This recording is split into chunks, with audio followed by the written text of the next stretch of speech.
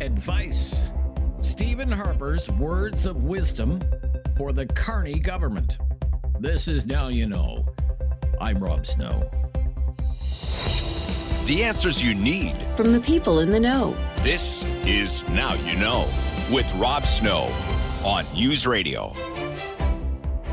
In the history of Canada, only 24 people have held the job title of Prime Minister. One of them, of course, is Mark Carney. He's Prime Minister number 24. Another is Stephen Harper, Canada's 22nd Prime Minister. And according to Harper, he was asked by Mark Carney's people for some advice on how to deal with Donald Trump. That little nugget was offered up by Harper during a political event in Saskatoon yesterday.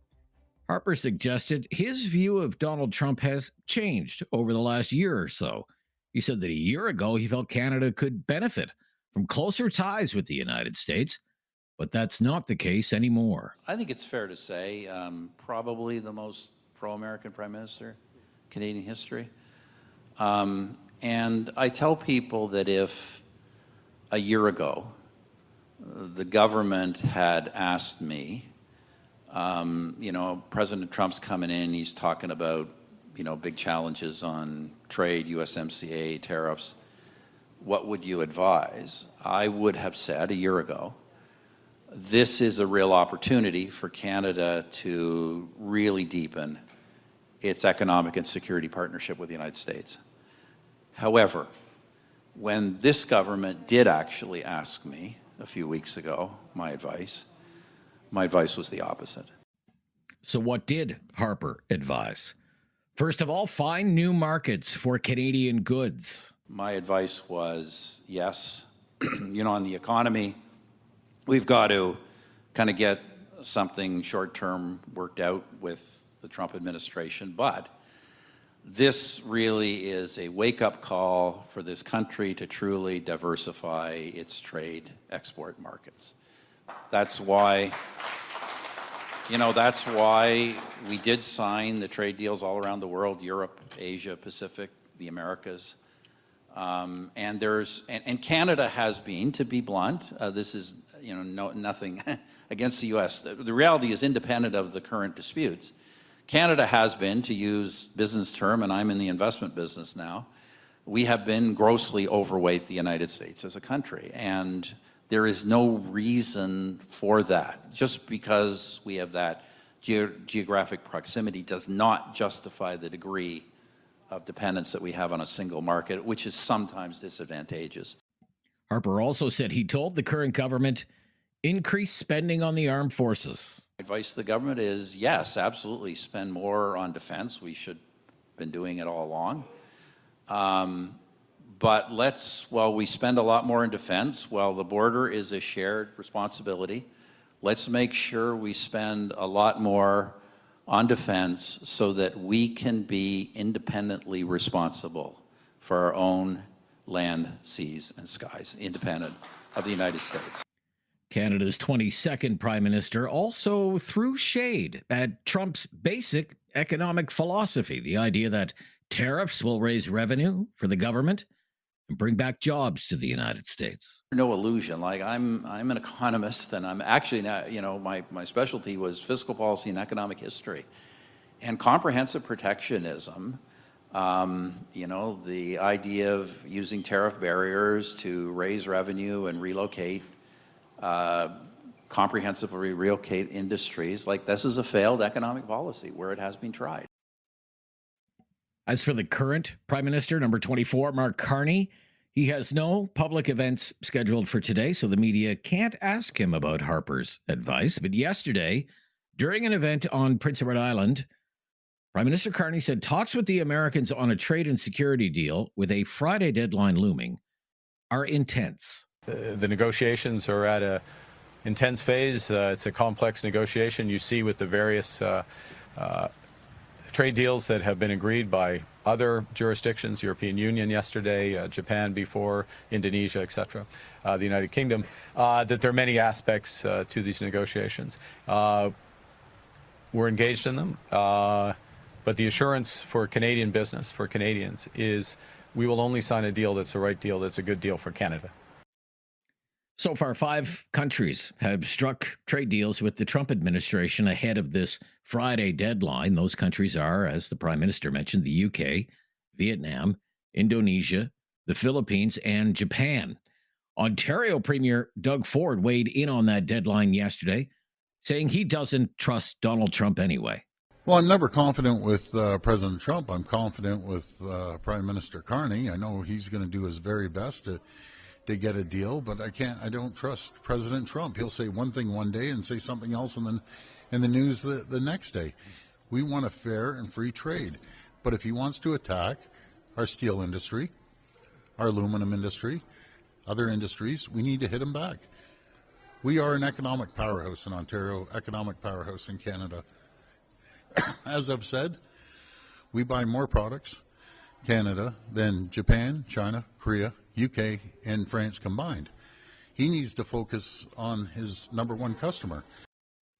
Trump said last week that if a deal isn't reached by Friday with Canada, quote, there's just a tariff. I'm Rob Snow. This is Now You Know. This is News Radio. No question goes unasked or unanswered. Now You Know with Rob Snow returns on News Radio. And proving that we will track him down wherever he is so we can get his big take on the big issues of the day, we are joined from a sailing vessel in the Adriatic today by Professor Ian Lee, the Sprott School of Business at Carleton University. I will say good evening where you are, Professor. Yeah, it's around 6:00, 6:15, and brilliant sunshine on the Adriatic, shimmering on the waters, and sailboats everywhere, and small sail cruise ships, I should say. So it's very, very idyllic. It's very lovely. It's very lovely, and the temperature's only about 25. Okay, that's very, very reasonable. Now, look, I know you're hopelessly addicted to following all the news back home. So let's talk about some news in Canada. The Carney government, it's being reported, could cut as many as 60,000 public service jobs. Now, you have done deep dives in the past about government downsizing efforts, specifically a really deep dive on the Chrétien Martin years. I want to know, how is this comparable to the mid-'90s, or is it not comparable at all because the size of the public service has grown so much in recent years? What would you say? Yeah. You're right. I did do a deep dive. It was published by in a book called How Ottawa Spends, published by McGill Queen's Press in 1997 or 1998, if anybody wants to go look it up. I was very, very fortunate at the time because some people anonymously in the Treasury Board started to give me the data from the actual database of the downsizing. So this was straight from the horse's mouth. And so I was able to track it, by department and by title and by average age and so forth. And it was the largest downsizing in Canada at the time. It was announced at 75,000, but because of the way the program unfolded, where they introduced this very innovative job swapping, that is to say, there were some people that wanted to go but didn't get designated to be laid off, and they wanted to go but couldn't. And then there was others that were getting laid off who didn't want to be laid off, so they allowed them to swap with each other with Treasury Board approval. Long story short, I think the final number was 55,000 were downsized. And remember, they were all received very, very generous compensation. It was far above the minimum required by law. And so people were predicting at the time Ottawa was going to become a ghost town, recession, da-da-da. And Ottawa boomed, actually, partly because of the huge amount of stimulus from the downsizing checks that people received. Now let's come to the present, if it is 60,000. First off, the economy of Canada and the economy of the Ottawa region, of the National Capital Region, was much, much smaller in 1995 than it is today. And secondly, the public service is much larger because Justin Trudeau increased it by over 100,000. So my point being, 60,000, yes, it's a large number. I'm not trying to trivialize it. I'm not trying to at all mock the people who are going to lose their jobs. But what I'm saying is it's not going to be apocalyptic. The economy is vastly larger today, both the macro-Canadian and the local Eastern Ontario economy. Secondly, the public service is a lot larger. And I am certain that the buyouts, the compensation, the severance pay that will be promised to each person that is ultimately severed from their job, whether voluntarily or involuntarily, will be very generous. And so I don't think that, and then of course they're going to be spending from a sort of a macro point of view. The government of Canada is ratcheting up spending. Remember, in other parts of the spending of the government of Canada, they're going to be ratcheting up military spending and Coast Guard and the border security and so forth. So there's not going to be a reduction of federal spending overall in the country. There'll be a reduction of dollars spent on public servants. So while 60,000 will generate a very significant amount of savings for the Carney government, nonetheless, it's going to get eaten up or swallowed up by all the increased additional spending that's been announced. Okay. So I don't think net it's not going to destroy Canada or destroy the economy. It's going to be a reallocation of spending, Right. and I think that they will. Yeah. Could it be done without affecting frontline services? What do you think? I believe they can do it because the one thing that's hugely different that nobody is talking about in the various punditry and analysts and so forth is that in 1995 it was still the old paper-based system of government.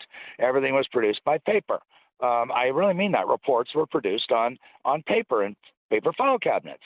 And then in 2007 to 2010, the government of Canada went on this massive e-government. And it was a huge undertaking. And they basically did what the banks did 30 years before with banking, and they digitized the entire government of Canada. I mean, everything got digitized. Nothing's published in paper anymore. Not budgets, not studies. They're all published in electronic files called PDFs, Adobe PDFs, or Word files, or files right on the website. And so, as we all know, every one of us know, when you are analyzing digital files, it's vastly more efficient to search your bank account or to do anything with the digital files than it is to tediously work your way through reams and reams and reams of hundreds or thousands and thousands of file cabinets looking for a piece of paper, which cannot be searched electronically. So what I'm arguing is that e-government has made it government. I know people will laugh at this, but government's much more efficient in the sense that they can do the processing much more quickly than they could in the old days when it was paper-based. Okay. We're going to be right back. We're going to go back in time and talk about the pandemic spending and what sparked the run on inflation all the way with the CPI eventually hitting 8%. There's a new study out about that from a respected think tank that I know you respect, the C.D. Howe Institute. Yes, You can't blame it on the Bank of Canada. You have to blame it on the government. It was throwing money from helicopters. We'll be right back with Professor Ian Lee from the Sprott School of Business at Carleton University. I'm Rob Snow. This is News Radio.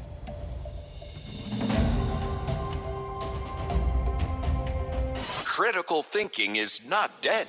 Now you know with Rob Snow. Returns on News Radio. Back with Professor Ian Lee from the Sprott School of Business at Carleton University. There's a new analysis from the think tank, the C.D. Howe Institute. It's about the surge of inflation during the pandemic. It lays the blame at the feet of the Trudeau government, saying it spent too much money. Actually uses the word helicopter drops, which harkens back to an old line from the former Fed chair, Ben Bernanke, who said if the U.S. economy goes into a tailspin, we'll drop money from helicopters if we need to. And that seems to be what the suggestion is here, that induced the inflation. And quote, I'm just quoting here, there was little the Bank of Canada could have done to prevent it from happening. So it seems to conclude the government spent too much money, and it seems to let the Bank of Canada off the hook for being slow to react, which has been one of your criticisms. What do you think? First off, I enormously respect the C.D. Howe Research Institute. I know Bill Robson, the executive director. I've known him for years and years and years. I know some of the people there. They're first-rate people. Quite a few ex-Bank of Canada, very senior people from Bank of Canada are associated now with the C.D. Howe. So let's get right to the chase so we don't run out of time. I agree with what they said, that the majority, they didn't say majority actually, they said all the inflation was due, the excess inflation when the government let in my words, let the genie out of the bottle, the inflation genie out of the bottle. They, the CD-Howe, attributed it to the excess fiscal spending. I don't disagree that Mr. Trudeau was profligate, and I use that word carefully, was profligate and expended far too much. I said that at the very time that Trudeau could have used the income tax system. We were already doing it for the last 25 years, for goodness sake, when people said it couldn't be done, and Trudeau said it couldn't be done, targeted just to the people who lost their job.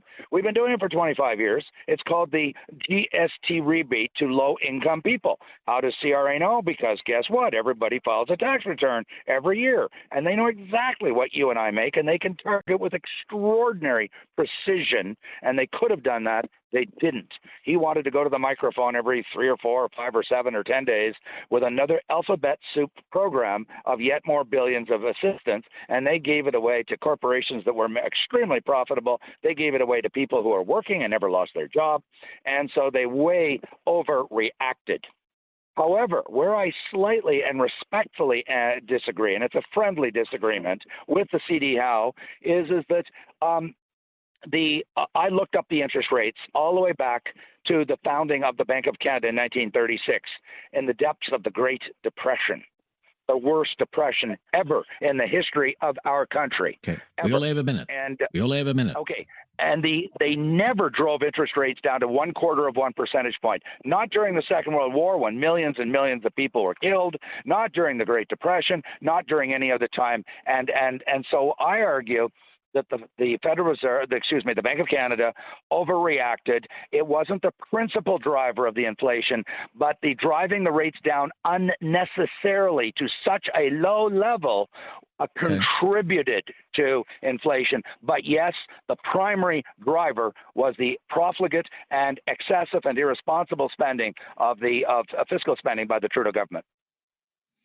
Okay. Are you ever actually coming back to Ottawa, or are you just going to continue to enjoy this luxurious life of leisure that university professors enjoy at your age? Hey, you know what? I'm actually doing research. I'm doing interviews on the phone with you, and I'm doing research in my room every morning. But to answer your question, yes, I am coming back in the fullness of time, which is very soon. In the fullness of time. Okay. I don't know where we'll reach you next week, but we look forward to it. Thank you again. Bye-bye. Professor Ian Lee on a cruise ship in the Adriatic somewhere today. Isn't that cool? I'm Rob Snow. This is Now You Know. This is News Radio.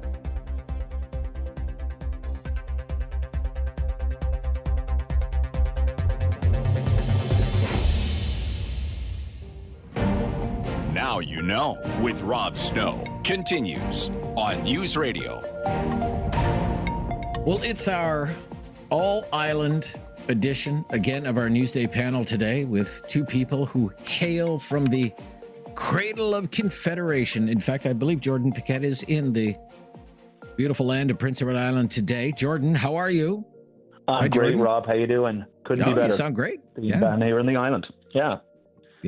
Vice President of Bluesky Strategy Group, whereabouts are you? I'm sitting here in Summerside, just Summerside, on the water here, pretty close to the Confederation Bridge. But I've been all over, so it's just great to be down here in the summer. Yeah, very good. My wife is there right now, as a matter of fact, visiting her family ahead of Old Home Week, which starts on the 9th of August. She is in what's known as North River, which kind of used to be the boonies of Charlottetown, but there's been so much growth now that you'd never know. You'd never know you're outside the city. Nick McRoberts is with us from Hill and Knowlton, also from Prince Edward Island originally. How are you, Nick? I'm doing well. I'm not as well as Jordan being at home, but a couple more weeks and I'll be there. Okay. You're a little jealous, probably, Nick. A little bit. Okay. So look, the Prime Minister, Mark Carney, went to your part of the country yesterday. He would say to keep an election promise, lowering the toll, which is significant. It can be a significant burden for people. I mean, it was more than $50 to get off of the island to use the Confederation Bridge, $50.25. So that'll be lowered down to $20, and eventually the ferry fees to go from Nova Scotia to Prince Edward Island, they will be cut in half. So, Nick, what did you think of the visit yesterday from Carney? Yeah, I think it's great. I think it's promise made, promise kept, and one that all parties were agreed on going into the campaign, that we need to reduce tolls. I think what reducing them rather than slashing them on the bridge, and I know that that's a point of contention, but I think reducing them and keeping some toll on the bridge means that the ferry service stays reliable. I think it's a good step towards making sure that more people, not just can visit PEI, but businesses can spend less money on transportation. But I think now, we need to still see some consistent engagement from the feds, specifically on the ferry service. It's not as reliable as it needs to be, and so there's still work to be done. But a very, very good day for Atlantic Canada yesterday. Okay. Yeah. Just on the ferry service, I will know one day I'm just back from Cape Breton Island, number one island in Atlantic Canada, by the way, Cape Breton Island, beautiful Cape Breton Island. One day the ferry between Nova Scotia and PEI, it started out toward PEI. They couldn't let the people off. There was something wrong with the unloading mechanism. People were stuck on the boat for 6 hours and they ended up going back to Nova Scotia. Like a day just totally messed up if you're there on vacation. They've got to figure out the ferry situation. It's had its share of problems, and there's been a lot of bad press about the ferry service between Nova Scotia and Prince Edward Island. But look, Jordan, Mark Carney would say promise made, promise kept when it comes to Islanders. It does not go as far as the Conservative promise during the election campaign, which was to get rid of the tolls on the bridge, however. What would you say? Yeah, that's right. I mean, kudos to him for coming down early on and making good on that election promise. But as you note, Rob, and as I'll note, the Conservative promise was to reduce it to zero. Following in that same model where the Liberals built the Champlain Bridge in Montreal, and Conservatives said that there would be some type of toll on it, but Liberals came back and said zero toll. So Conservatives felt it was only fair that the federal government has a constitutional responsibility to connect provinces together. That's part of the Constitution Act going back to 1867, and that's something that Conservatives had really been pushing for. Now, I think there's been some politics at play the last couple of days. I think as we can predict, you have the provincial PCs, Premier Rob Lance. I know he raised this with an issue early on. With the Prime Minister and with the federal government as his top priority, and then you have all the Liberal MPs and the federal government here taking credit as well because they're the ones that put the money in. So a little politics at play over that the last couple of days, which is to be expected. And on the ferry as well down east, Nick is correct, and as Rob, as you noted, it hasn't been reliable recently. We've had extremely low tides down in that area too, which has kept the boat sort of floating out there. A few years ago, I think one of the boats had caught fire. This has always been an issue that the former MP for the area, Lawrence McCauley, had run on for many, many years about ensuring a reliable ferry service. But there's still a lot of work to do down there, and it's something that they should turn their attention to next if they want to keep that part of the commitment serious. Okay, let me ask you this. So Prince Edward Island has a progressive Conservative government. Premier Lance took over from Premier King when Premier King resigned. Okay. And the progressive Conservatives have done pretty well in Prince Edward Island, just as the progressive Conservatives have done pretty well in Nova Scotia, for example. And yet the federal election comes along and the Liberals federally do very well in Atlantic. What's the disconnect there? What are we not getting there? Why is it PC at the provincial level, do you think, in that part of the country, Nick? But the Liberals perform so well federally. What do you think is going on there? I think there's a little bit in PEI at a very specific level that the PEI Liberal Party has been performing pretty poorly and organized pretty poorly since Premier McLaughlin lost. I think that this points to this bigger misconception about provincial politics and federal politics aligning. And I think Atlantic Canadians just have different priorities than maybe what Pierre Poilievre was speaking to during the campaign. And when you have that much disconnect between the federal and the provincial parties, you end up with situations like these. I'm also not unconvinced that Premiers Lance or Houston wouldn't run as Liberals federally. And again, I think that's just aligned to regional priorities versus national rhetoric from the national parties. So it's a combination of things, but the reality on the ground is just very different in terms of what Islanders and Maritimers want out of their politicians. Very interesting.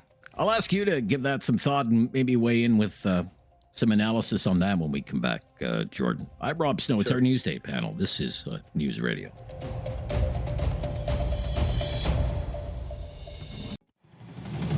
Now you know with Rob Snow continues on News Radio. We're back with Jordan Paquet, who is Vice President of Bluesky Strategy Group, and Nick McRoberts is with Hill and Knowlton, our Newsday panel. I've always wondered, there's been electoral success in Atlantic Canada for conservative parties, progressive conservative parties. In New Brunswick, there were back-to-back election wins by the Blaine Higgs PCs.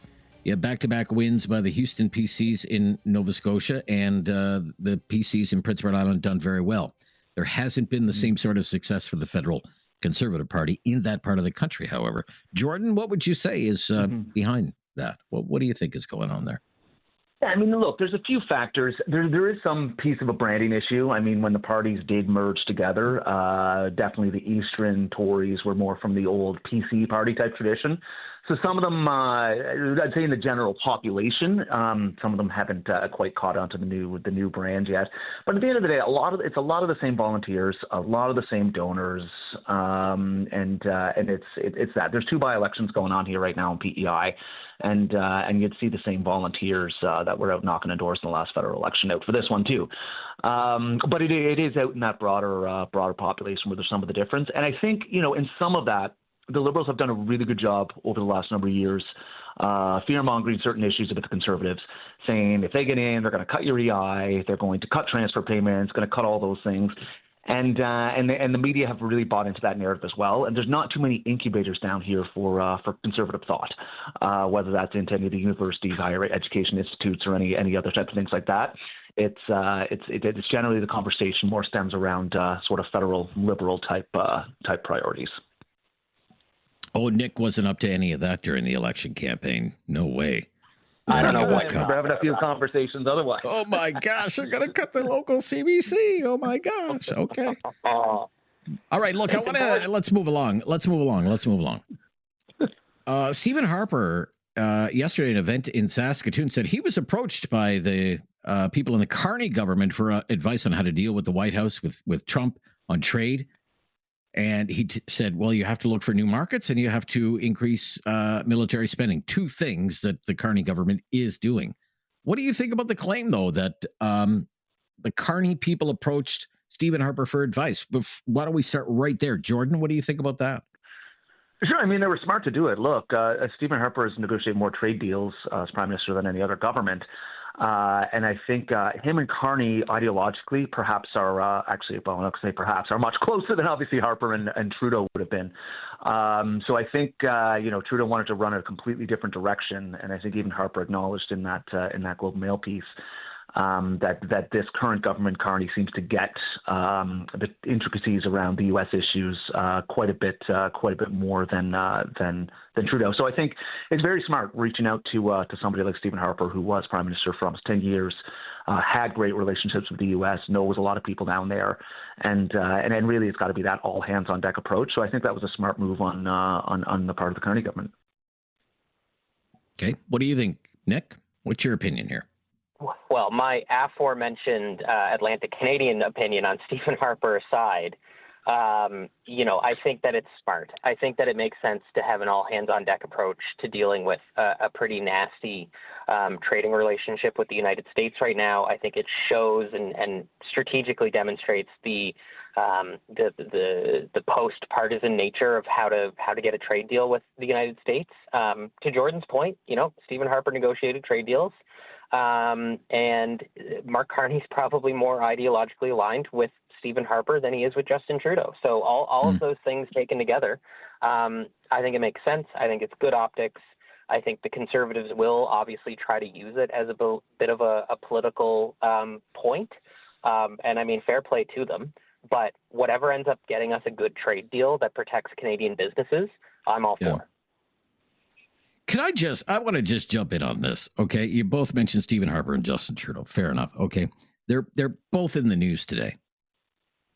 Stephen Harper, there's Stephen Harper. I watched most of this event in Saskatoon yesterday, and it's for wonks. Like, it's for hardcore people who are interested in global finance and geopolitics. And he's taking questions from moderator, and he's all over the place. Trump, China, India, like all of this hardcore policy stuff. And I'm thinking he has never changed. He's always been like that. Mm-hmm. Justin Trudeau's in the news because he had dinner with Katy Perry in Montreal. It's just like the perfect snapshot of those two as prime minister. Stephen Harper, wonk. Justin Trudeau, celebrity. It's just perfect for me. And what do you think probably more clicks? What story do you think? Oh, well, yeah. What's going to get more clicks? Stephen Harper talking geopolitics in Saskatoon, or Justin Trudeau having dinner with Katy Perry at one of the best restaurants in the country? Of course. Right. All right. When we come back, let's talk about some of the new developments in this by-election in Battle River Crowfoot. Write-in ballot. That's interesting. When we come back, this is News Radio.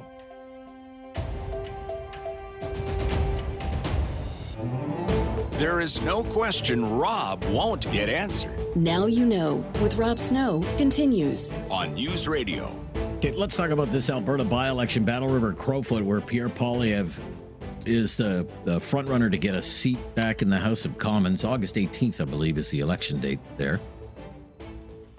You know, the longest ballot initiative signed up 209 candidates. New record. The ballot would have been as long as a football field, I think.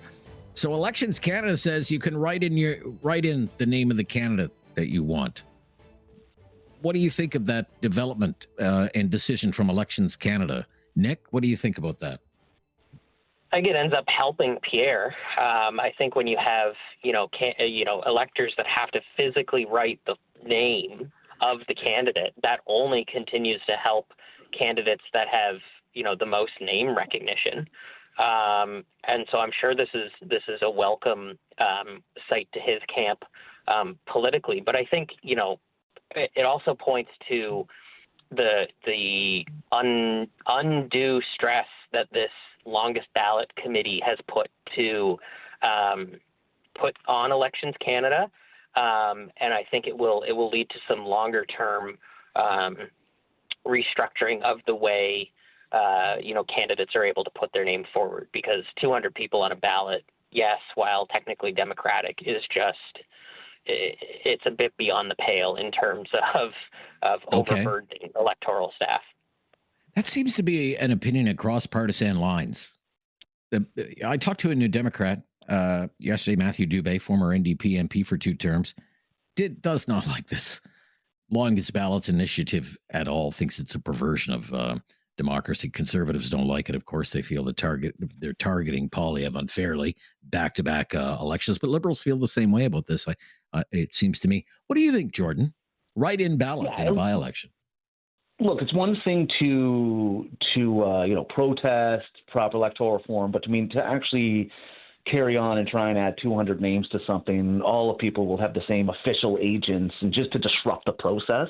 To me, that's not a legitimate form of democratic protest. Look, I think the simplest way to do this, registered parties have the candidate's name there, as they typically always have, but have a write-in spot in any ballot.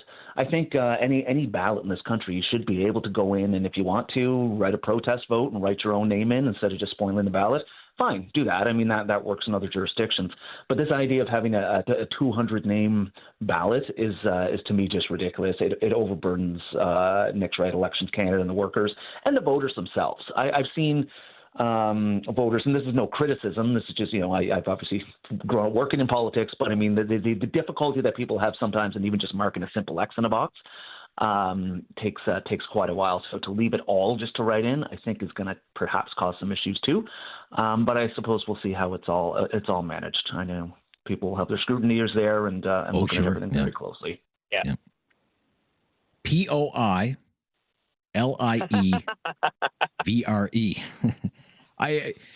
Mr. Poiliev, I've heard his name pronounced a dozen different ways, I think, over the years. A very popular one is Poilievre, which we used to say in the Ottawa area, in the news business in Ottawa when he first broke in. It was Pierre Poilievre for years and years, and then it became Poiliev over the years. I wonder how many different ways, not that we'll ever know, how many different ways during this, on the election day when people are writing in the name Poiliev, how many different ways it will be spelled. That will be something to see.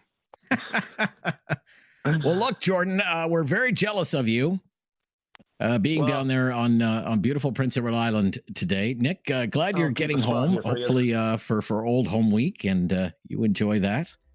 And thanks so much. And if we don't talk for the rest of the summer, hope to catch up soon. Thanks, thanks for having us. Yeah, bye-bye. Jordan Paquet is Vice President, Bluesky Strategy Group. In Summerside today, Nick McRoberts in the nation's capital. He is with Hill and Knowlton. That's your Newsday panel. Talkback is coming up right after the news. We talk jobs, summer jobs, first jobs, temporary foreign workers today on Talkback. Hope you'll join the discussion. This is News Radio.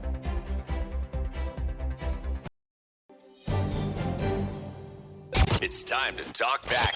On Now You Know with Rob Snow. Call now. And have your say. 1-833-668-2577. Welcome to Talkback. 2 hours of debate and discussion on the big issues of the day. Today, we're talking about jobs, first jobs, summer jobs, young people trying to find jobs. Because it's been all over the news for months now how brutal the summer job market is for young people looking to land a summer job or a first-time job. Just brutal. Today, we want to come at this from all kinds of angles, but we can only do that if you pick up the phone, give us a call, the number to call, and join the conversation, 1-833-668-2577, 1-833-668-2577. Phone line's open right now. Love to hear from first-time callers. Give priority to you. But let's start with these questions, okay? I don't mind getting a little nostalgic every now and then. What was your first job? First job, okay? What kind of work were you doing? How did you manage to land that job? How hard was it to find that job? You know, was it relatively easy to find a job when you were looking for that first-time job? Or was it kind of hard, had to pound the pavement? And as always, we're curious. What kind of money were you making way back when you had that first job? What did you get out of that job? You know, did you learn anything that maybe stayed with you for the rest of your life? You know, life skills, things that have helped you as you made your way through life. Here are some other questions for you to consider, think about, join the conversation.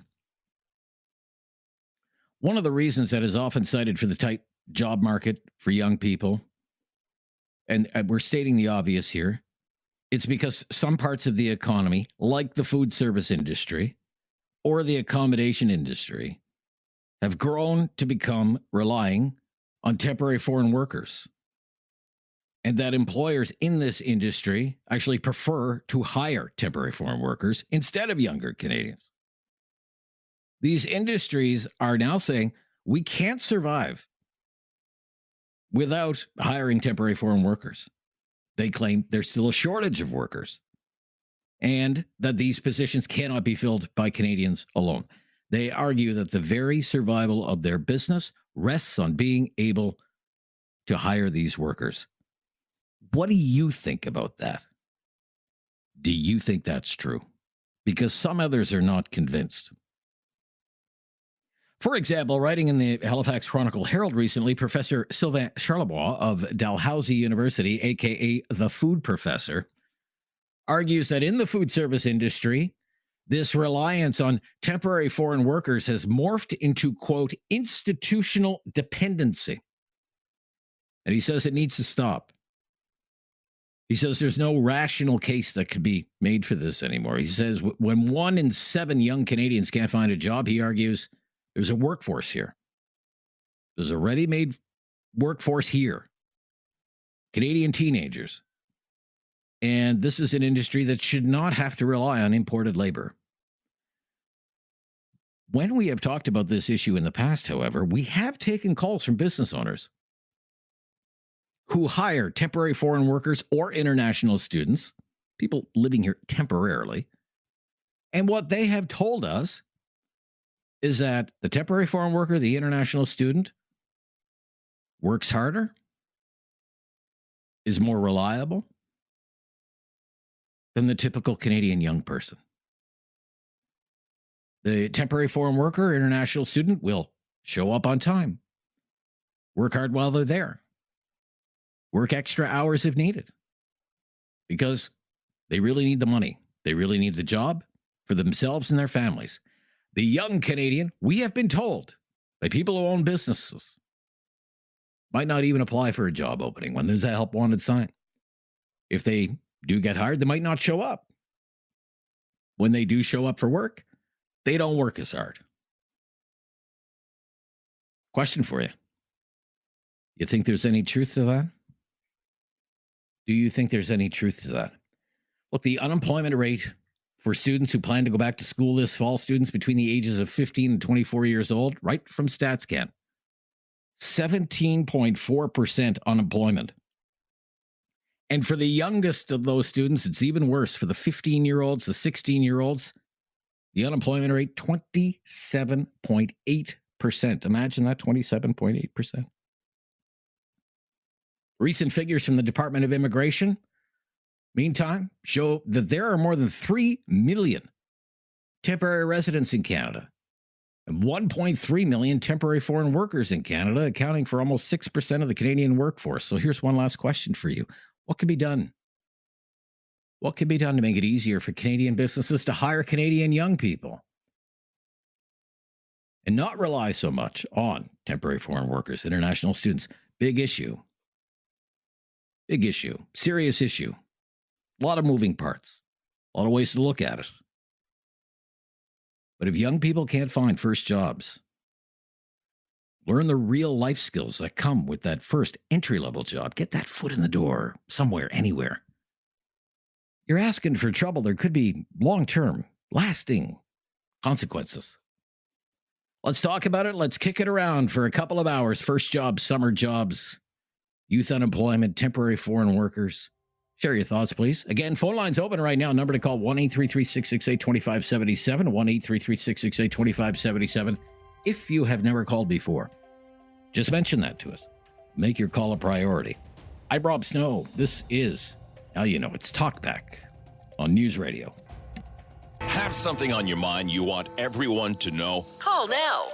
Hello. 1-833-668-2577. It's Talkback on Now You Know with Rob Snow. First jobs, summer jobs, youth unemployment, temporary foreign workers, international students. We're kicking that around today. Colin is up first. First-time caller from Halifax, Nova Scotia. Hello, Colin. You're on the air. Hey, Rob. How are you doing? I'm good. What's your opinion, please? Well, I totally agree with you, what you said before about workers getting hired and then not performing or not working as hard. I look at the work ethic of like today's youth. I'll just use my nephews as an example. I mean, my one nephew's 13 years old, and there's no want to ever want to get into the job force like at that age. But I mean, I came from a family with a small business. My first job was a paper route in 1994. I got 6 cents per paper, and I delivered 190 papers. Wow. And I don't know. I was just a go-getter. I mean, there was at 13, there was a nursing home down the end of the block, and I applied to go get a job there. Anyway, they called my mom and told them I got the job, but I wasn't able because I didn't have a SIN number. Right? Like that's how eager to work I was. And I don't know if that's just an anomaly or whatever, but I don't see it because coming from a small business family and knowing what the work ethic is, I mean, you're always going to, if it's yours and you feel ownership of it, you're always going to work harder.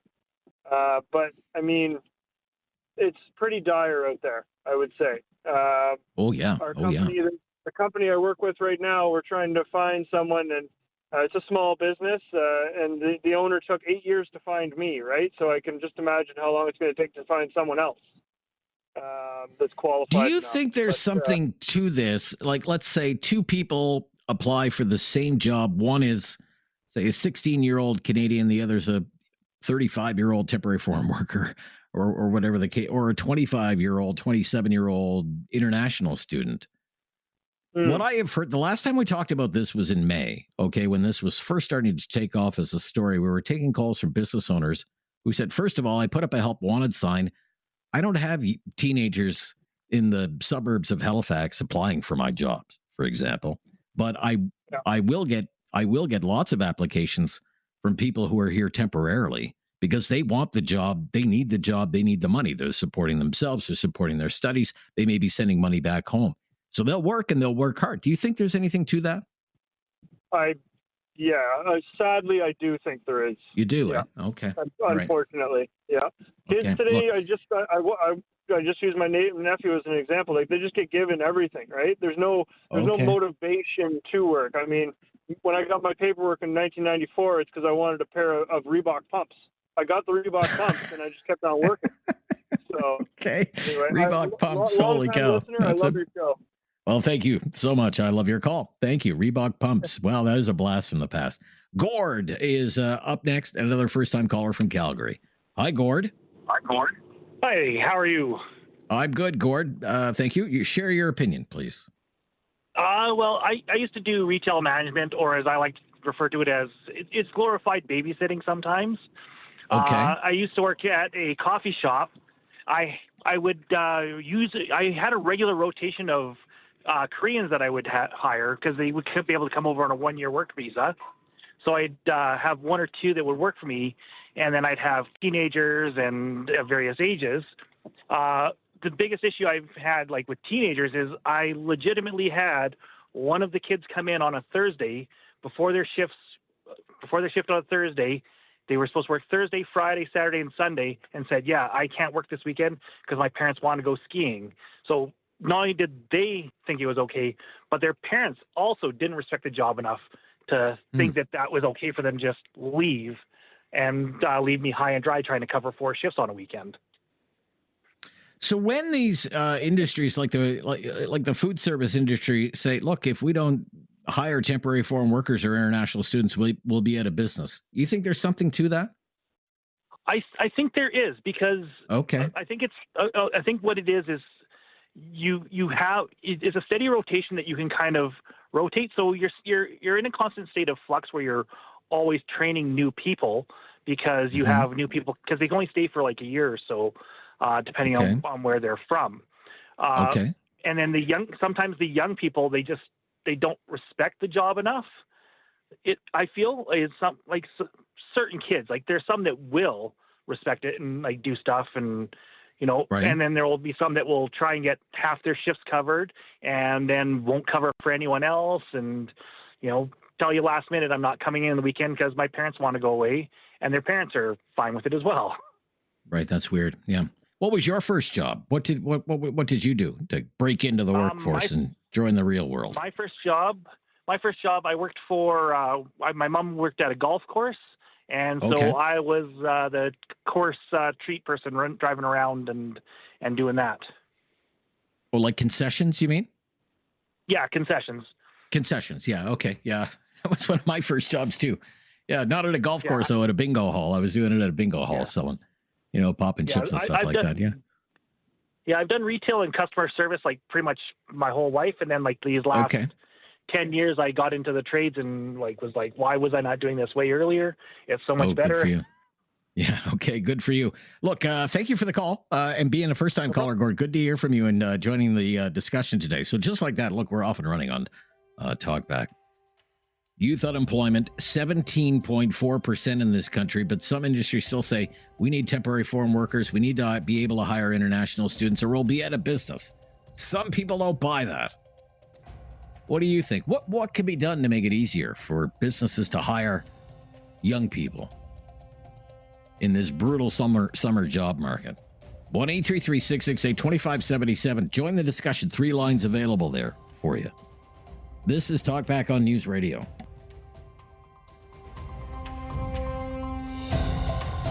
Have something on your mind you want everyone to know? Call now. Hello. 1-833-668-2577. It's Talkback on Now You Know with Rob Snow. Brutal summer job market. We're talking about that today. Youth unemployment, temporary foreign worker program. That's our topic of the day. Pretty wide open on this topic. We're asking about your first job. What were you doing? Was it hard? Was it easy to get that job? Why is it so hard now for young people to find jobs? We have a youth unemployment rate in excess of 17%, and yet industry saying we need temporary foreign workers. What do you make of that claim? Mark in Kitchener is up next. Hi, Mark. You're on the air. Hi, Mark. How you doing, Rob? I'm great, Mark. Thanks for calling. What's your opinion here, please? Yeah, no, I just wanted to state that, so I've got a 17-year-old son that has been trying since January to get a job, and he's applied to 82 places, and only 5 of them have accepted a resume. Everything else has been online. And so I was giving him a bit of a hard time, saying, you know, like, I'm back I'm in my early 50s, but I was like, back in my day, you go out and, you know, you hand in a resume, you talk to the manager or the owner, and you have face-to-face, and like, he applies to like 5-6 places, and only one will take a resume.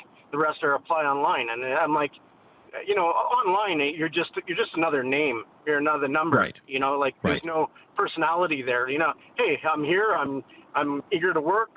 You know, but yeah, he's really had a hard go of it. He's out today actually trying to apply to a couple other places, and the place he had last summer gave him glowing references, but if you can't Hasn't be helped. face to face, doesn't help, right? Okay. So what do you think has changed? See, when you were that young 17-year-old looking for a job and you're 17-year-old now, what's changed? Is it all about temporary foreign workers and international students and the competition in the labor for those positions? Yeah, fair enough. Yeah, okay. He's got, you know, he's a Caucasian kid, and he doesn't have a lot of Caucasian friends, I'll be honest. And some of them have said to him, you know, part of the reason is if you don't speak the language in the kitchen, you know, like with the other workers, then they're probably not going to hire you, and which is unfortunate. But yeah, I think it's a lot of the temporary labor and stuff. But yeah, it's almost who you know, just to try and get into a place. Okay. Yeah. I would say that's not necessarily a new thing. I mean, when I was a young man in my university days at working a part-time job, working in kitchens, for example, just in the Ottawa area, I don't know if this was a nation, like it was Filipino, a lot of Filipinos. You would hear more the Filipino language Tagalog than you would English. That's not necessarily a new thing, but I can appreciate that. But look, it's not good for your 17-year-old if they can't get a summer job, get these skills, you know, get that foot in the door, get some connections, this kind of thing. I'm wondering what could be done to maybe help that 17-year-old. What should we be doing? You know what? I'm kind of dumbfounded. I don't really know where. I'm paying him to do you know, stuff around the house and stuff, you know, just to make some money, but you know, it's not enough. But yeah, I really don't know what we can be doing to rectify the solution. Okay, very interesting. Look, thank you so much for your call. Thank you, we'll Rob. wrap it up there and wrap it up for this half hour, as a matter of fact. If you are on the line, just hang on the line. We're going to bring you right up to date on the latest breaking news and then jump right back into our topic of the summer job market and youth unemployment, temporary foreign workers, international students, your first job, youth unemployment rate 17.4%. I mean, that is a doozy of a number. And yet still we have businesses saying without temporary foreign workers, without the ability to hire international students, we're not in business. Some people question that. Love to know if you're one of them. 1-833-668-2577. The news next on News Radio.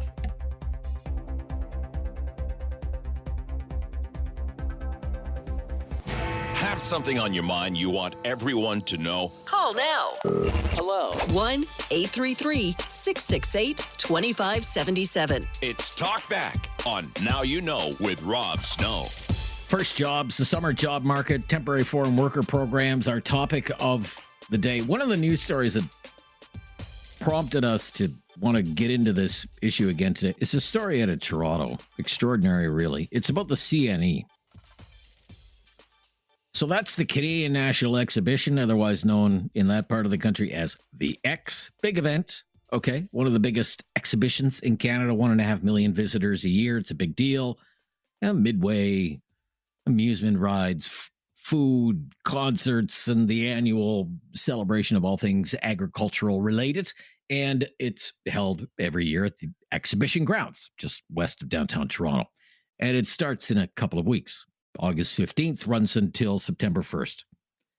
So every year, they need to hire a bunch of people for 2 weeks. And to get those people, they have a job fair. And it was in the news yesterday. I was dumbfounded by this number, okay? 54,000 people registered to attend the job fair. 54,000 people. We're talking about 2 weeks of work here. 54,000 people applied to work the rides, work the other games, dice games, give away the stuffed toys, work the food concessions, sell the tickets, act as guides for the fair, all of this stuff. 2 weeks of work, 54,000 people for a chance to have one of these jobs for 2 weeks. That comes across to me as that's totally insane. It's indicative of a labor market. It's just not functioning normally. I mean, they're hiring lots of people, 5,000 jobs available, but my goodness, even with that number, what are your chances of landing one of those 5,000 jobs? 54,000 people are going to apply. It's total madness. So apparently all these people, like these thousands, imagine this. If you're in the news business, take your camera out to the exhibition grounds in Toronto tomorrow, because you're going to have a scene of maybe tens of thousands of people are going to be lining up tomorrow in Toronto, pleading their case. Please hire me for 2 weeks so I can sell the popcorn and the corn dogs and help with the Ferris wheel and give out the stuffed toys and show people where the bathrooms are at the X. And after 2 weeks, I guess it's back, to job hunting. Like, that's the job market, I guess. 1-833-668-2577. Callum up next. Let's take Callum's call. He's been waiting a while in Calgary. Hi there, Callum. Hi, Callum. Can you hear me? Hello? Yeah, Callum, is that you? Yeah, it's me, brother. Yeah, good to hear from you. Good to Your hear thoughts, from you please. too, brother. Okay, so I myself, brother, I own a barbershop. And okay. So I've had a 16-year-old start working with me, and recently I just hired an 18-year-old. And okay. They're both 18 now. But when I tell you that, like, so the 16-year-old, he's a Nigerian kid, lived in a Catholic home, brought up right, didn't even hear a single swear word growing up.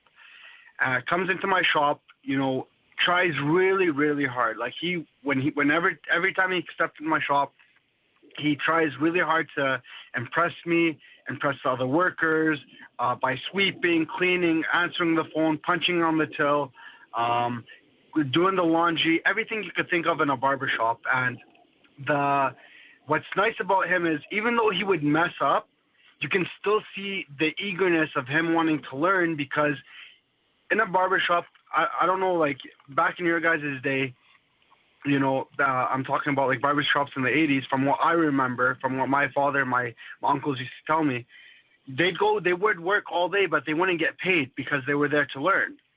And I held on to that value, because I can't, my workers are paid by commission. I can't pay you for sweeping. I can't pay you for doing laundry. But the days where he would go above and beyond, I would toss him some cash, you know what I mean? But with the days where he didn't have much to do, I just tell him, hey, just learn from me, learn from this, learn that. And when he would do a haircut, I'd pay him the money. Come to these 18-year-olds who are 18 and 23-year-olds that I have right now at the shop, these guys, you know, they're eager to have their own thing, but they're not willing to learn. Okay. You know what I'm saying? Sure. So they want to go open their own barbershops. They want to go open their own studios, but they're not willing to stand beside me and the other barbers and learn how to do a hot shave, how to do, you know, how to do the haircut properly, right? Now, the 16-year-old, the Nigerian, he never wants to be a barber, but he wants the work experience to get a job elsewhere. So he would come in, he would do janitorial work, like sweeping the shop, cleaning the back room, cleaning the washroom, doing the laundry. He would do accounting work, jump onto the computer, import all my receipts into Excel, upload all my expenses. I would give him SEO work. He would jump onto my website, upload a blog for me. Barbering, he'd do some buzz cuts here and there. So, like, when you look at his resume now, sounds like he's running the place for you. And that's the whole purpose of me bringing him on. Because I told his mom, I was like, listen, if I'm bringing him in, if I'm gonna bring him in, he has to make our jobs easier. He has to do the stuff we don't really want to do, like this, like answering the phone. He can answer the phone for me. He can take my. So let me ask you this, because our time is a little tight here. Okay. What would be your advice to that young person who wants to come and work for someone like you? Put your head down, keep the phone out of your hand, and just do what I say. Because at the end of the day, I'm running my business to be profitable. I can't afford to waste time on someone that doesn't want to be there. If you want to be there, I promise you one thing. By the time you leave my spot, as a 16-year-old, you have the most impressive resume compared to a 20-year-old. And that's a promise. And that's why this kid right now, he worked Stampede. He's working at a bike shop. They don't want to let him. And I have actually customers that ask me, "Is he free this weekend? I need a hand at the job site." I swear to God. All right, Callum, look, great story. Really interesting, very insightful. Thanks for calling. Really appreciate the call. Be right back on Talkback on News Radio.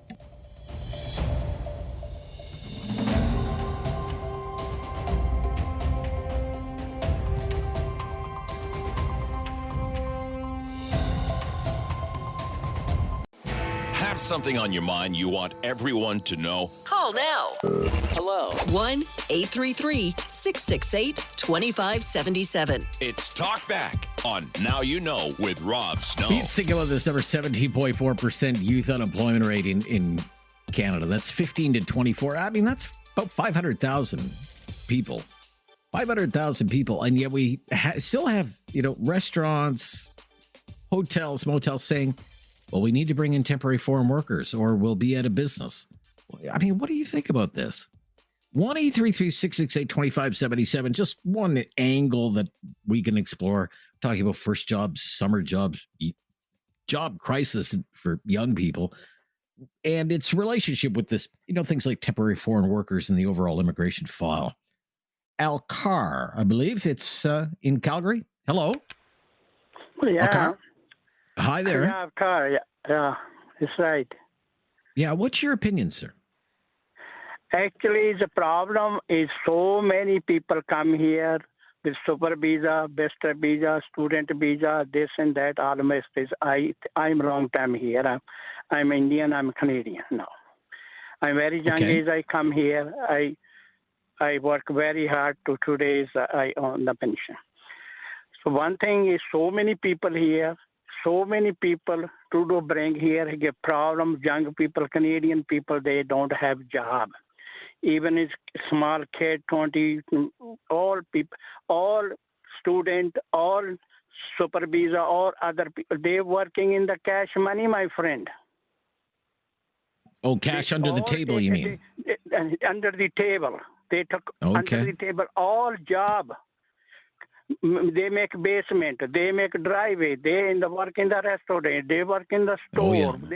Everybody under the table. This all job they took people from outside. How the Canadian people have job?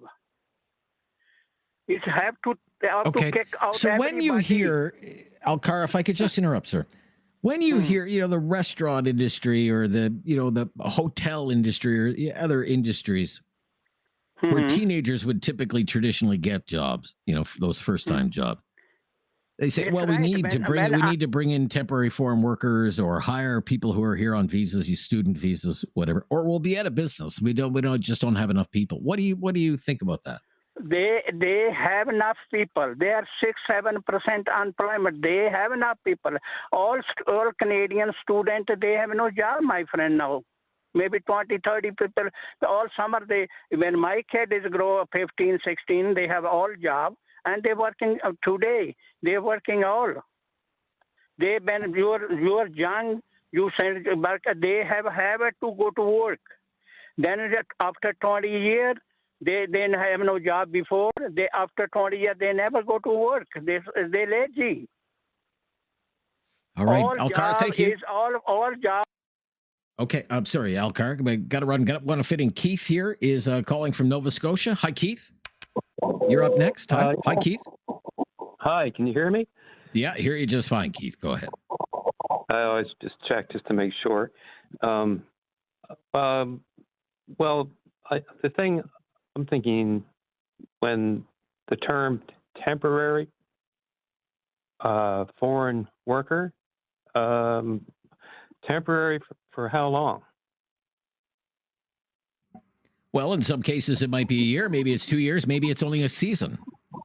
For example, temporary foreign worker program traditionally meant agriculture. People would come here and work on farms, and it would just be for the farming season. And then they would return to, wherever they came from. A lot of people from Latin America, the Caribbean, places like that. Yeah. So that's is that still applicable now, or? Sure. Yeah. Yeah. Yeah. Okay. And so I guess I'm thinking I think a lot of the students, it's got to be rough. It is rough. Yeah. There's no doubt about that. Yeah. Yeah. So where I live at here, I live on the East Coast, and I'm in a pretty populated area, and I don't see a lot of people, like young teenagers, working in around any places like, the usual places like the fast food and McDonald's and the Tim Hortons and whatever, right? Yeah, sure. Yeah, it's all pretty much, as you say, temporary foreign workers. Temporary foreign workers, international students. But one of the things that one of our goals, I guess, Keith, with this show today is to get a better understanding of why that is. Like, why is that? Like, why would an employer prefer, say, a temporary foreign worker? They're going to be paid the same, or an international student, they're going to be paid the same. There might even be extra costs if they're in the temporary foreign worker program than hiring that 16 or 17-year-old who lives in whatever, the suburbs of your community. Why is that? That's a good question. I don't say I have the answers, but I think we should go try and understand that a little bit better.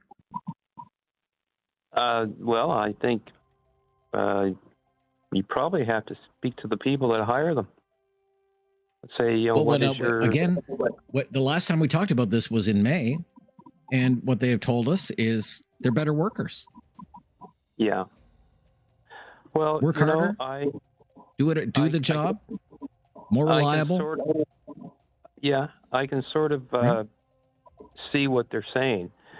They want somebody that's willing to come in to work, wants to work, needs the job, right? Because needs the job. They don't have the support of their parents living. Yeah, I think you're onto something. I think you're onto something, Keith. Thank you for your call. They're playing the music. Got to run. Thank you. We'll wrap it up there. Be right back, though, with more of your calls. Jump in on this, will you? At 1-833-668-2577. Talk back on News Radio.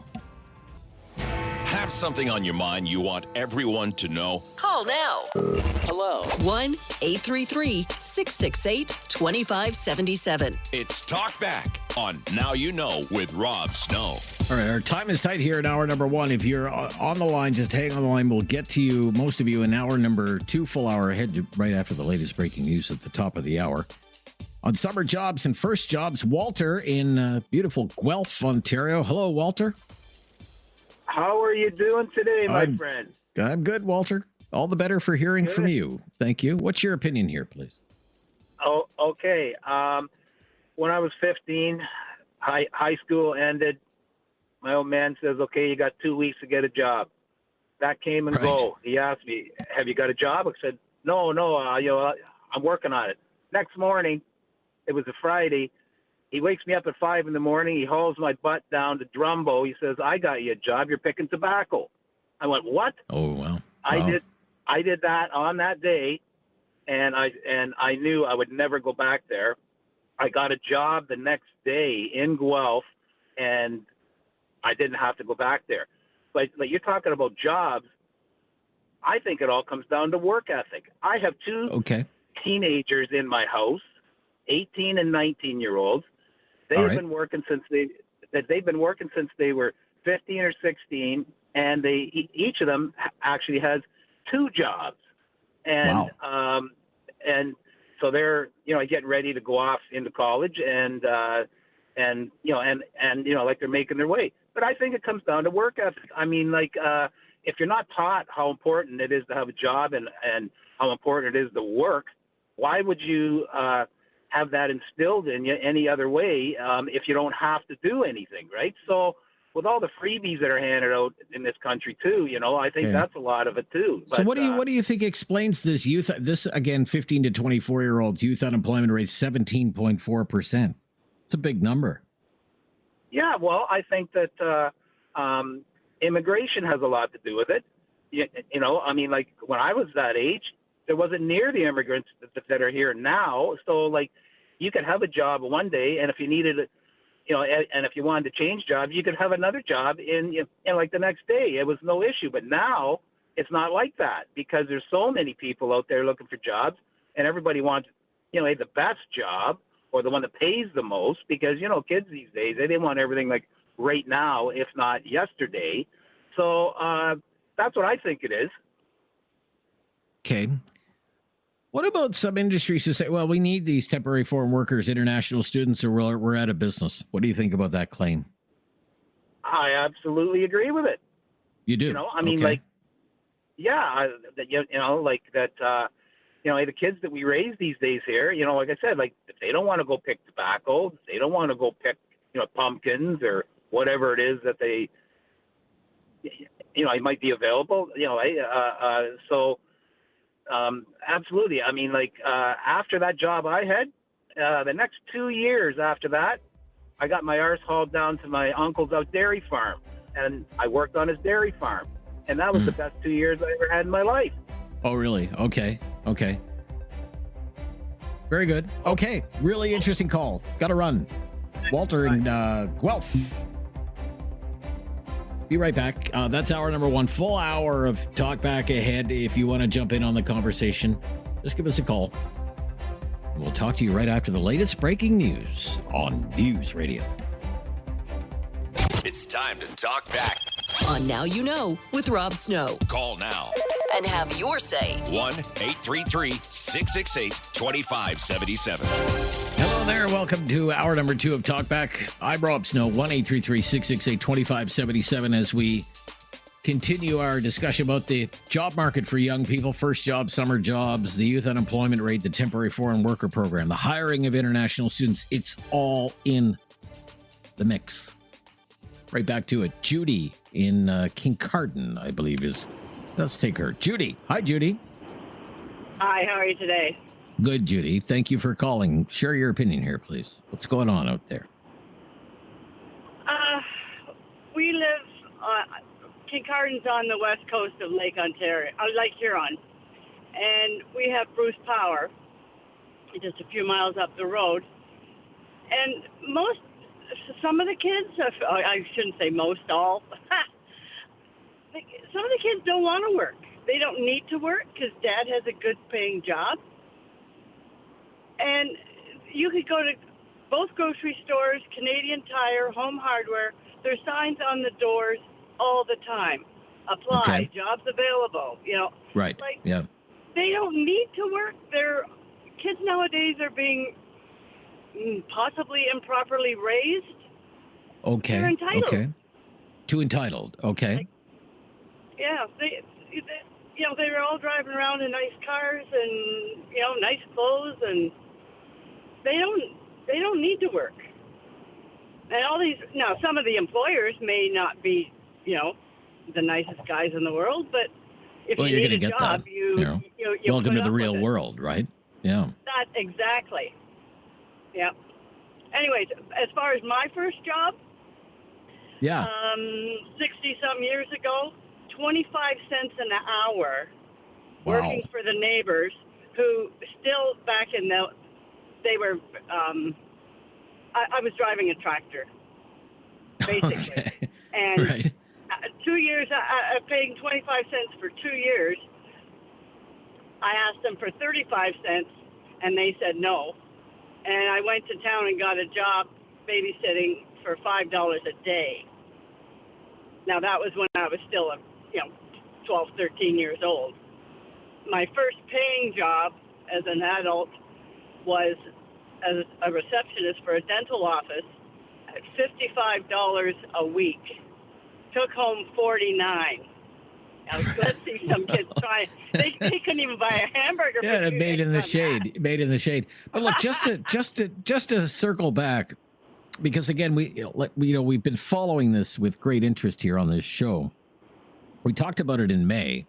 We heard from business owners back then who hire temporary foreign workers, who hire international students. And what they told us is that they work harder. They're more reliable than, say, the typical Canadian teenager. Show up for work on time, work hard. Need me to work extra hours, I'll work extra hours. You need me to work on the weekend, I'll be here on the weekend. I need the money. I need the job. I need to send money to my family, or whatever, back in India or the Philippines or whatever, wherever it happens to be. Do you believe there might be something to that? You totally agree with that? Oh, yeah. Okay. Totally agree. Yeah. We have, it's mainly a Caucasian community for the last, I would say in the last 5 to 10 years, we are seeing other nationalities moving into town. And those people work their butts off.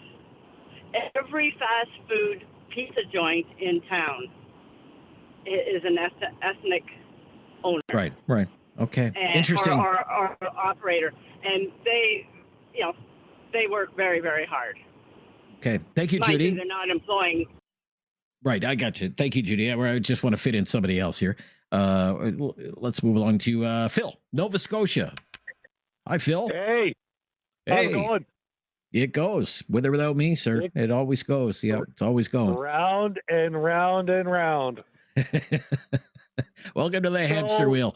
Phil, what's your opinion here? Well, this is such a big ball of wax. It's insane.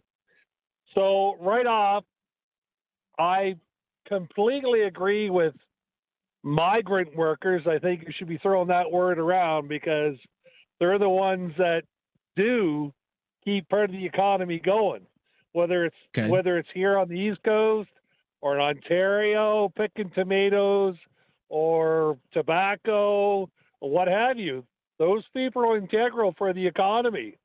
Yes. But people aren't talking about that. But I listened to a lot of your callers. Like one gentleman said his son applied to 85 jobs and didn't get one. Yes. Well, I'm sorry. If I was his dad, he'd be kicking my what to the curb, saying, "Are you kidding me?" There's no self-pride. Well, I don't You know know, what I but mean? I'm kind of, I don't know if you just recently joined us, but I was speaking earlier. I don't know if you know about the CNE in Toronto, the X in Toronto starts in 2 weeks from now. Yep. And they 100%. hire 5,000 people to help run the X. 54,000 people have applied for 2 weeks of work. That's right. 54,000 people, sir. 54,000 people. Okay. Well, with that being said, you could go to every major either sporting facility, whether it's baseball, football, or so on, and all the locals depend on, like, say, for football, for example, 16 weeks of work, and that's it. And it's not even 16 weeks. for football, it's 8 weeks. So, then they're going on stamps or what have you. So it's still like I'm 59. My first job was a paper boy at probably 10 or 9 or 10 years old. Okay. And then a bus boy and so on, a waiter, almost 30 years. Should I got a trade? You better believe it. I should have got a trade. But do you think it comes down to work ethic, ambition? That go-getter attitude? Here's what I say. Here's okay. In all honesty. All right. They think their worth is way beyond what they know. Okay. Right? So right. they think going into a job, they should be paid, well, and I'm being ridiculous, $50 an hour, where somebody who's already been working there for 10, 15 years is getting, whatever the rate is. But yet, they won't learn. They won't get the knowledge. They won't, at the end of the day, you got to look out for yourself, but you're not going to learn anything if you don't stay and actually learn. Okay, gotcha. Thank you, Phil, for your call and joining the discussion today, and more time for you to do so as well at 1-833-668-2577 on News Radio. Have something on your mind you want everyone to know? Call now. Hello. 1-833-668-2577. It's Talk Back on Now You Know with Rob Snow. Busy one today, talking about first jobs and summer jobs and youth unemployment and international students, temporary foreign workers. Joe, I believe, is in Waterloo. Let's take Joe's call up next here, okay? Joe. Hello, Joe. Joe, Rob, how are you? Good, Joe. Thanks. Share your opinion, please. Good. Oh, man, I have so many layers to this conversation. Okay. Great topic, by the way. I am a small business owner.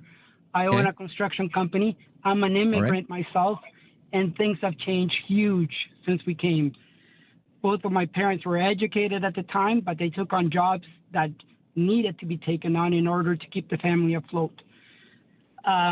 So you learn from that ethics, right? So that's that, work ethic. So what's been happening, and a lot of your callers have hit the nail on the head, our local kids here are entitled. They're more worried about getting a haircut or visiting their girlfriends or taking the Friday off before a long weekend to do whatever. And a lot of them don't even know how to hold a broom because they're not doing chores at home anymore. So you get them to sweep a job site and you're thinking, okay, how bad can you screw it up? And they still don't know how to, they're using a push broom instead of whatever. Anyhow, I'm not going to get into those details. And then, but however, you also get into and this is where you have to start differentiating the immigrants that are coming in. Some are way overeducated to be coming in. They're promised the wrong things. So I've interviewed people that were engineers or, I ran, the construction of an airport back in my hometown. And so they're thinking and believing that they're going to get the same type of job here. Right. And I'm like, no, man, I can't even afford to pay you that much. I don't pay myself that much, let alone you, right? Yeah, so, it's kind of sad, really. It is sad. And it's the skilled workers that we need here on the grounds, not the, therapists for dogs at, all these, universities and colleges that are coming up with new titles that are never going to go anywhere, right? Yeah. So it's just layers of, the wrong thing. And I don't blame some of the immigrants that come here that want to work, but just they don't have the skills because they use different materials back at home, just like I would. I couldn't pretend to go back where I came from in Latin America and say, I'm going to go and have a construction company. They don't use drywall down there. They don't use insulation down there. There's a whole bunch of stuff, so many different things that we need to educate people coming in here properly with a realistic plan of what it takes to be an immigrant and what you have to put into it. And I think that's where it all starts. But a theme that seems to be emerging throughout the last hour and 18 minutes here that we've been talking about this is that there's a shortcoming in the work ethic of our young people that may help to explain this high youth unemployment rate. Would you agree with that? 100%. 100%. Like I said, Wow. I have dads that are like, oh, my kid has hockey this Friday or tournament, and I'm gonna take Friday off, and then I got to take my kid to a haircut, or my car in for an appointment. I'm like, if I would have ever done that back in the day, you don't come back to work. Right? Okay. All right, Joe. Thank you for weighing in. Look, I got to run. Thanks, Joe. Who do we have next? Donna, Southern Ontario. Donna is on the line. Hi, Donna. Hi, good afternoon, Rob. Hi, Donna. Great to hear from you. I'm sorry? Great to hear from you. What's your opinion? I just wanted to let you know that my very first job, I'm a Gen Xer, first of all. My first summer job was working for the City of London, lifeguarding. Okay. And I think that my parents did assist me in a certain way because my dad, would pay for my courses so that I was qualified, so I was able to work for the city. And it was a great opportunity. I did it for many years. And long story short, as I've transitioned from when Christ was a baby, and I got into the trades when I was in my late 20s, and I've never looked back. Best decision I ever made. Good for you. Good for you. And why do you think it's so hard for young people to get jobs now? Well, I'm going to kind of stick it all on Gen Z. They're a different animal than we were. Different animal. Growing up. And I'm going to put part of the blame on parents because you are a product of your own environment. And I mean, you can change it, obviously. Yeah. But seems to be a lack of ambition. We were expecting ahead of doing this show that we would be flooded with calls of people saying it's an immigration issue. There are too many immigrants. Too many people chasing too few jobs. That doesn't seem to be what we're hearing, though. Yeah, no, the immigrant does seem to be a little more hungry than the kid who's been born here in Canada. That's a theme, certainly, that has emerged over the last hour and 20 minutes. Look, thank you for your call. We've got to run. I'm glad we could fit you in, Donna. We'll be right back. A couple of phone lines available there. We've been very busy on this topic today. You share your opinion, 1-833-668-2577. Talk back on News Radio. Have something on your mind you want everyone to know? Call now. Hello. 1-833-668-2577. It's Talk Back on Now You Know with Rob Snow. We're talking about the job market for young people, temporary foreign workers, international students, summer jobs, and first jobs. Very busy. Right back to the phones at Dana in Calgary. Up next, Dana. Hi there, Dana. Hi, Dana. Can you hear me? Dana, yes, Hi, go how's it ahead. going? Great. Thank you. Okay, so I kind of wanted to touch base on, a lot of people said, attitudes of kids and all that in this generation and stuff. I do think that I have two teenagers at home myself. My one has been working since last September, only because of people that I know. And I think that a lot of it, too, has to come down to watching their parents having to struggle to, meet the bare minimum of, what we have to pay for, if that makes sense. Okay. Yeah, so if for example, I'm a welder. I've been welding for over 20 years, and single mom, and it's just been a struggle, just to get by every day. So why would a kid nowadays struggle to just do the bare minimum jobs that really suck when you have temporary foreign workers or people that live here that have nothing to, they have everything to lose, where the kids have nothing to lose, if that makes sense. Right. So when business owners say, well, a temporary foreign worker or international student, or maybe say, why not? They got they have maybe so somebody who's working poor with maybe not a lot of job skills or not a lot of education will work harder, be more reliable, work extra hours. You think there's a kind of an incentive there for the business owner to say, well, I'd rather hire that person because I don't know if this 16 or 17-year-old's even going to be here tomorrow. Exactly, yeah, because they can have a bad attitude about it because they're like, well, this sucks, so why would I show up again when mom already has the bills paid? You know what I mean? Yeah, sure.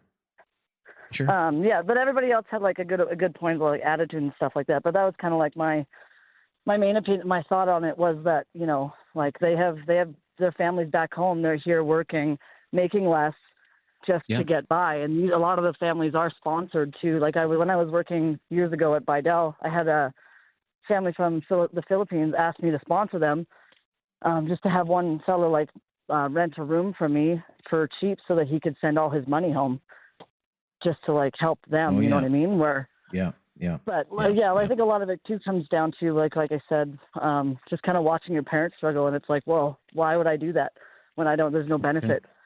Seeing that like they're you know, like the housing market is so crappy, and like how are they going to get anything? How are they, like, they're never going to own a house, so what's the point in trying, kind of thing. So I kind of see where the kids are coming from on that aspect. If that makes sense. Anything.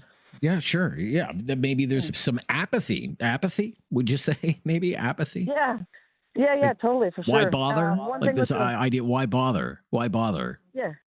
You know, if houses are $1 million, why bother, or something like that? Okay, I'm with you. I'm with you. Sense, yeah, it'd be one thing with the temporary foreign workers, especially being in the trades, I would say, is they do need a little bit more training, especially like with communication, like the language and stuff, because that's the biggest threat, I think, in the construction world is like, if you have a crane operator here that's a temporary foreign worker, awesome, cool. If they don't speak English, how are they going to communicate with the guy running the crane, kind of thing? And then there's like a huge safety issue. But I mean, there's no shade on the employers. I mean, why would you hire a kid that doesn't want to be there when you have somebody that does want to be there? That does want to be there. Yeah. Okay. Very good points. Yeah. Lots to think about there, Dana. Thank you for your call and contributing. Be right back after the latest breaking news here on News Radio. Have something on your mind you want everyone to know? Call now. Hello. 1-833-668-2577. It's Talk Back on Now You Know with Rob Snow.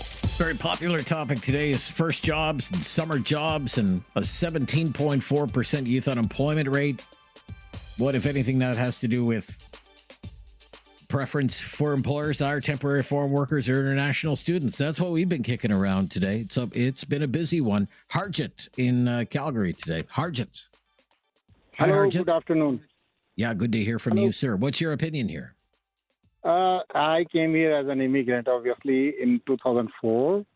Okay. And my first job, I was Master of Science in Agriculture, but I struggled to get my first job, even in 2004. So I have to hide my education to get my first job as a production assistant in some bakery. But then, like, coming to the topic, it's like all about, you know, Charles Darwin's theory of survival of the fittest. So if we fit into the system, whether I am an immigrant, whether I am born here, so it's all about my attitude, my urge to get something going. So it all, like lots of callers has said it already. But there are, like, in my opinion, there are four parts of this total scenario. I would say one is policymakers, which is a real problem. So when they make the policy, they have to consider that they should not go beyond the demand. So when they go beyond the demand, it will create this problem of unemployment. The second is like business people. They want their convenience. So they will say, okay, if there is abundance of labor availability, then they will be easy to make choices. Sure. And their like labor rates are also down. It's all about economics of profitability, right? So these are few things. I had so many things in my mind, but because I didn't write anything, I'm just saying whatever is coming in on your mind. Okay. You're doing great. I'm thankful that you let me say something. And I believe Canada is the best country to live, and we are still very, very good people here, all of us. And not me, like I should not include myself. Like, so I have no complaints. I am happy.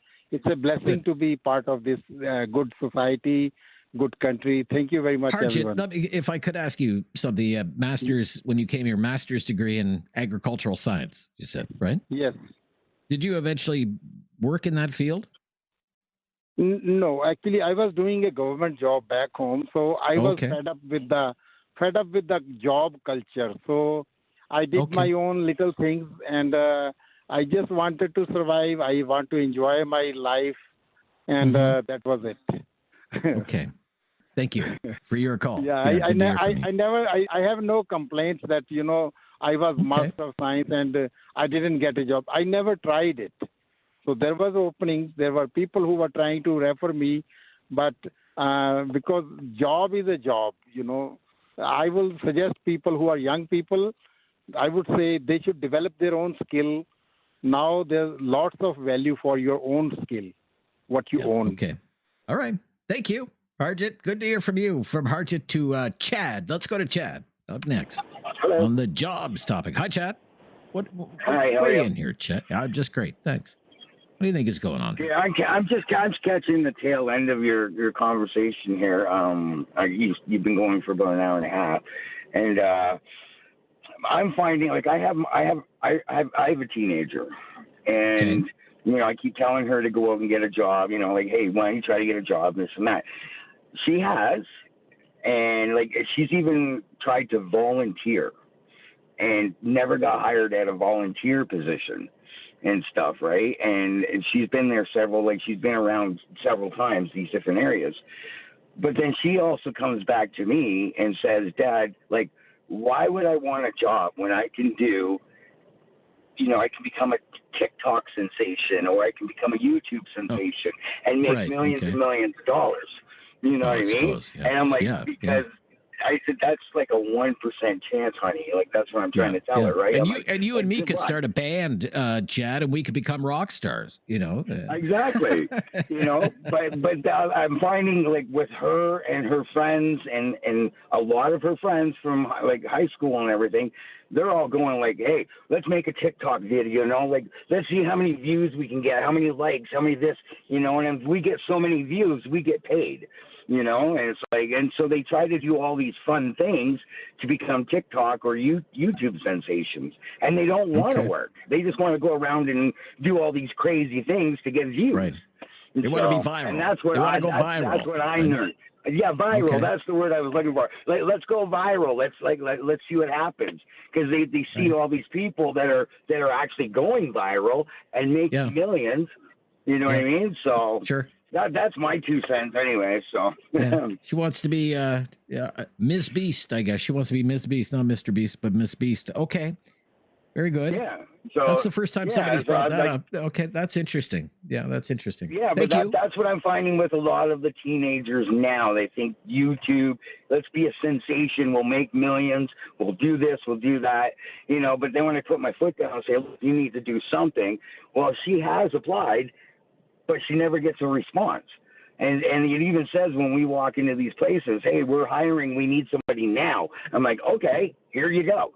And they're like, well, fill out an application, do this. So she did all that. Nothing, not even a call back, nothing. And then we go in 2 weeks later, and that sign is still there, right? So it's like, wow. And then we even tried to get involved. We even tried to do volunteer work at this thing just so she can get some work experience. Never got a call back ever. So, got to run. Yeah. Thank you for weighing in on that. Yep. Keep that dream alive. Maybe could work out, I suppose. Go viral. Become a big TikTok star. 1-833-668-2577 to join the discussion here on Talkback on News Radio. Have something on your mind you want everyone to know? Call now. Hello. 1-833-668-2577. It's Talkback on Now You Know with Rob Snow. On the brutal summer job market, Jared in Calgary up next. Jared, you're up next. Go ahead. What's your opinion, Jared? Yeah, Rob, I appreciate you taking my call. I've been listening the whole time, and it's been interesting to me. What's been really interesting is how often kind of the generational thing has come up. I wondered how much that would be a part of the discussion. I'm born and raised Calgarian. And I know that, and I don't really subscribe to the stereotypes that are assigned to, millennials or Gen Z or whatever. But I think that overall in our society, it's my insight, agree or not, we've been pushing our youth. The messaging has been, do something that inspires you, do something that you like to do every day, do something that fulfills you. And I think that's taken away from the ability to have a workforce that's going to be doing things that doesn't inspire them and fulfill them. And you were talking earlier in the show about the temporary or foreign workers that used to come do the agricultural thing. That's kind of the main thing that they were coming to Canada for. And I wonder if there's a bit of creep happening where now they're coming in to do that, yes, but also to do some of the, maybe it's the fast food, maybe it's the warehouse worker. Well, I think, you call it creep. I think you're totally onto something. A temporary foreign worker program way back when was mostly about filling labor shortages in the agri economy. People coming to Canada for the season from the Caribbean, from Latin America, other parts of the world to work on farms because Canadians simply would not do manual farm labor, or they don't know how to do it. I mean, a farmer puts me to work, do it in an asparagus crop. What do I know about picking asparagus? I don't know anything about picking asparagus. Right? But that was what that program was supposed to be for, filling labor shortages on Canadian farms. You call it creep. I think that's exactly what's going on. It's moved into the hospitality industry. It's spread into the fast food industry. And now in the first 10 months of the year, government's own data for 2024, October of last year, government issued 160,000 work permits for the temporary foreign worker program at a time when 1.5 million Canadians were unemployed and 500,000 young people were unemployed. Yeah. Right? And I think your last caller, was kind of dancing around what my thoughts were, but didn't necessarily touch on the overall picture of that. The youth, from 14 to 25, or the demographic that you're giving, they don't want to be. They want to do TikTok, or they want to do something that feels like they're making a difference, or something that they enjoy doing, and they don't want to go get a job. And so we're bringing in all these temporary or foreign workers, and maybe there is a lot of job openings, but that doesn't mean that 14 to 25-year-olds in Canada are applying for them. So their unemployment, it might be a problem of our own making, where parents are being permissive. You had one caller that talked about someone that did get a job, and their parents said, "Well, we're going skiing this weekend. Take those days off. Don't let your employer tell you what you have to do, because if you don't enjoy it and you enjoy skiing, let's go skiing." Let's go skiing. I can't imagine my father ever saying that to me in my teenage years. No. Like, you're going to take the day off work and come, whatever, skiing with me or whatever, or we're going to a hockey tournament or something. Like, it's not even on, not a chance. Yeah. And as those generations are, kind of passing on our influence and allowing that to be a thing, it's not going to get better. I mean, there's always exceptions to all the stereotypes and everything. And my hope is, I got a 7-year-old in the vehicle with me right now that's probably a better worker than a lot of the 14 to 25-year-olds that are complaining that they don't have jobs, or not complaining even. They're just not applying for them. Okay. Thanks for your call. Yep. Good to hear from you. Appreciate the call, Jared. Michelle in Kitchener is up next. Michelle. Hi, Michelle. Hi, Rob. Good afternoon. Yeah, good to hear from you. What's your opinion here? So my husband and I have 3 teenagers, ages 15 to 19, and our expectation for them has always been that once they turn 15, they start looking for work. And one of the, fires that we lit under them was that once they turned 15, we stopped buying clothes and shoes for them. If you want stuff, you got to get a job and go out and find that stuff, or go out and purchase that stuff for yourself. So our youngest, he turned 15 in January, and wanted to work at McDonald's, and went in and didn't get an interview, and was a little bit bummed. He ended up having to go back 5 or 6 times over a period of 3 months probably. So for him, he really had to show them that he was hungry to work, and he does work. He does work with a lot of international students, I guess.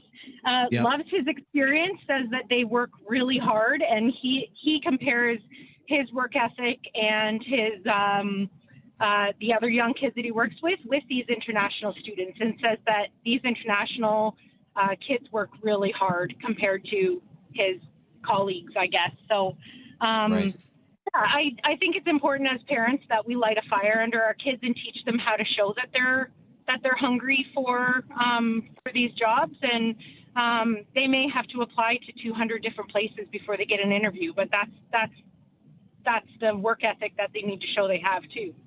Right. Yeah. I could totally relate to that. Thank you so much for your call, Michelle, because when I was, I don't know, I'm trying to think how old I was, 15 or 16 years old, my father told me, they're building a McDonald's restaurant in our town, and you're going to go work there because I'm not giving you any more money. You're old enough to make your own money, and there's a place you can go and make it. Totally relatable for me. Try to fit everybody in when we come back before we break for the day here on Talkback on News Radio. Have something on your mind you want everyone to know? Call now. Hello. 1-833-668-2577. It's Talkback on Now You Know with Rob Snow. Yep, just about 4 minutes left here, so tight on time. Nathaniel, if you're with us, Nathaniel, go right ahead. Jump right into your opinion, Nathaniel. Yeah. Hello. I think part of the problem is that some of international students from Indian subcontinent work more than 20 hours, which they're only supposed to work 20 hours, because I see so many Indians in like shawarma places, in the grocery shops, in Tim Hortons, etc., etc., etc. Okay. Yeah, and then so you think they're not following the rules of their permits? Is that what you're saying? Well, I think some of them are not. Some of them. Okay. All right. I don't know. I really I can't say wouldn't know one way or also. the other. Also, okay. Okay. Yeah. Have a good day. Okay, Nathaniel. Thank you. And this will be the last call. Best saved for last. Curtis in Kitchener, aging like a fine wine there in Kitchener. Hi, Curtis. What's your opinion? Hi. How are you? Good, Curtis. Yeah, I don't know if I believe that it's just strictly on the youth and being lazy and whatnot. One thing I've noticed, which I did look up on the internet, for one thing, employers are incentivized for $5,000 to $7,000 in wages, 50% or more of wages. Also, and that's for newcomers, Aboriginal, or special needs. Okay, that's not offered to our Canadian kids, and I don't know why. As well as I'd like to know where the diversity went.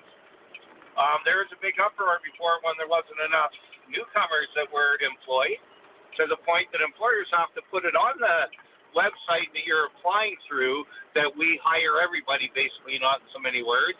But now all I see is, like the past callers, Indians everywhere. Everywhere I call, everywhere I go, and they don't even speak English.